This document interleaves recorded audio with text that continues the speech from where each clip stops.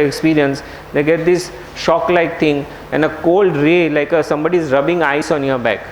So this is that suprascapular nerve entrapment.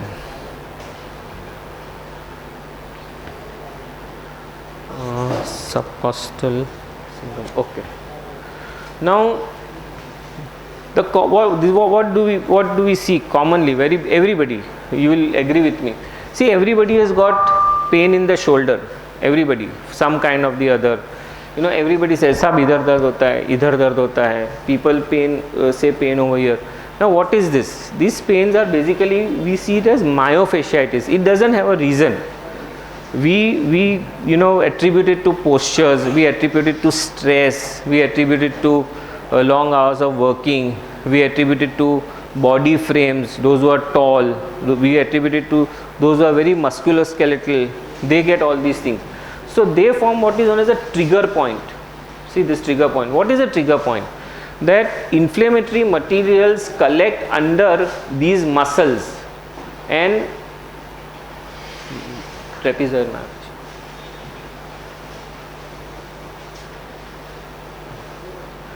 Inflammatory materials collect under these muscles here or that in the middle of the shoulder, and this pain continuously day and night. Painkillers, give very little relief with this. So we teach these people first to relax, a biofeedback therapy, something like this. Not to pay attention to it, and simple exercises to stretch these muscles, and these trigger points dissolve away. Sometimes they are in too much of pain, and acupuncture is a very good treatment for this, or otherwise we chart out the trigger point, we find out where the trigger points are, and we inject little local anesthetic like lignocaine into those trigger points, and they become all right. But a physician should know that it is a myofasciitis. Same way in the back, people get fibromyalgia. The same condition is known as fibromyalgia.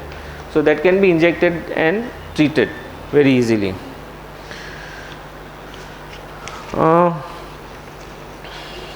Acromioclavicular joint. Now, this is a condition which we usually see in manual workers, laborers who have to lift a large weight and go around. Those big jhollas and thelas, you must be seeing them running on the station. So these people, because there is lot of weight, this joint gets stressed all the time. It gets repeated traumas over there. Even gymnasts, people who go repeatedly to the gym doing dumbbells. So this joint is just like our knee joint, same. It has got a capsule, it has got a synovial fluid, everything. So when this is inflamed, the pain is diffuse around the shoulder. But as a physician, I have to locate the site of pain, and most of the time simple analgesics works. But if it doesn't work, then I have to give intra-articular, inside the joint I have to give little steroid, and he becomes all right. Now these are most of the localized pains of shoulder joint that I have covered. Now there are very interestingly some causes which are in the shoulder. One condition which I would like to cover up is recurrent dislocation of the shoulder. See, this is you must have seen many times if you are interested in going to swimming pools, or sometimes while playing cricket, those who do bowling, they dislocate their shoulder and they themselves know how to relocate it. I mean, it's really funny. They come down, you feel that they have got paralyzed. I mean, everybody is running around trying to help him do something, get ice and everything, and suddenly everybody comes to help him and he has relocated his shoulder and he is again normal. Magic like this. So they know how to do it, because so many times they have dislocated it that now they are expert themselves. Sometimes of course they need the help of a physician who teaches them, and they tell him that what kind of dislocation is there. It can be up, down, behind or front, depending on where the laxity of the capsule of the shoulder joint is lax genetically by birth for that particular person. So this is one condition which we see. And as I was talking to you about this referred pain to the shoulder, that means pain starts from somewhere else and then it radiates to the shoulder. Okay, so one cause is this extra cervical rib.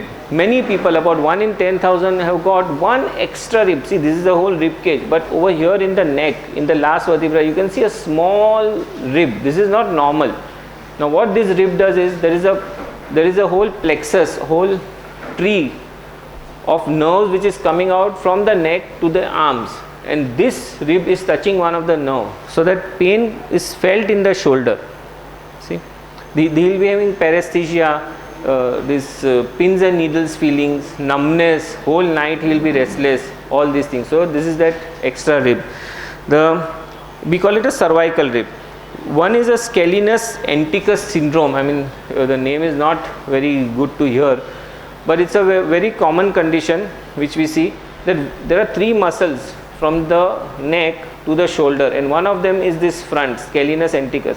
Now this guy is supposed to be attached at the back, but for some reason, it has come on the wrong place and it is pinching this nerve. So once we diagnose, the diagnosis is clinically by doing that test. We pull the arm of that patient and ask him to look up on that side, and the whole arm becomes warm, red and numb. So we know that it is this.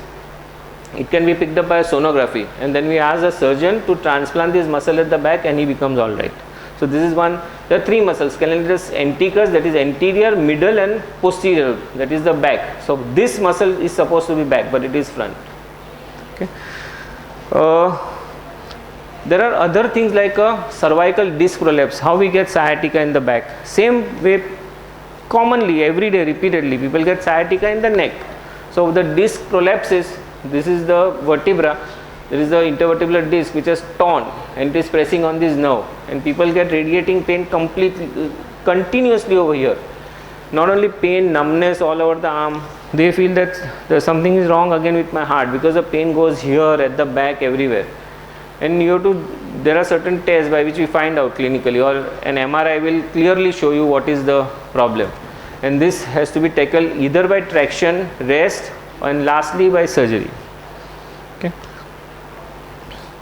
There are some conditions which I have seen in my life very commonly. You will be amazed to know that these are nothing related to the shoulder, but they do not give any symptoms on their own, except that they give pain at the tip of the shoulder.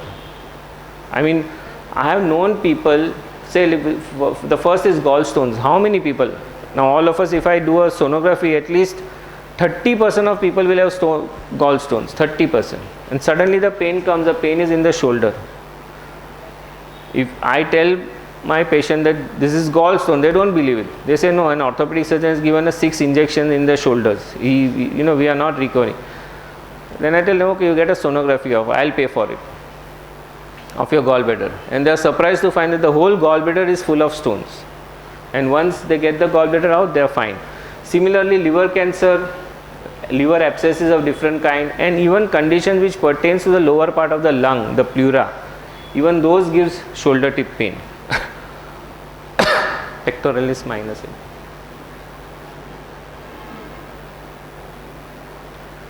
One condition which is very common, which I missed out, is many people come, like Amitabh Bachchan showing his heart in films, that I have got pain over here, please take my cardiogram and everything.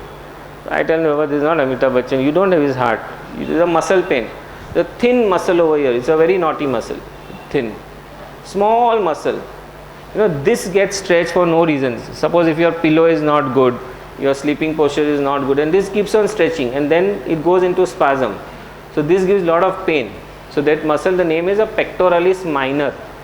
This is pectoralis major, the big one. This large muscle was these bodybuilders develop, and this is that small teeny muscle over here. And then this pains. Now we have to tell them to just rest their arms and not do any mischief, and they become all right. I think that covers most of the common reasons of shoulder pain. That is, the talk is endless, but this is, I thought I would like to share with you whatever I wanted. Thank you very much.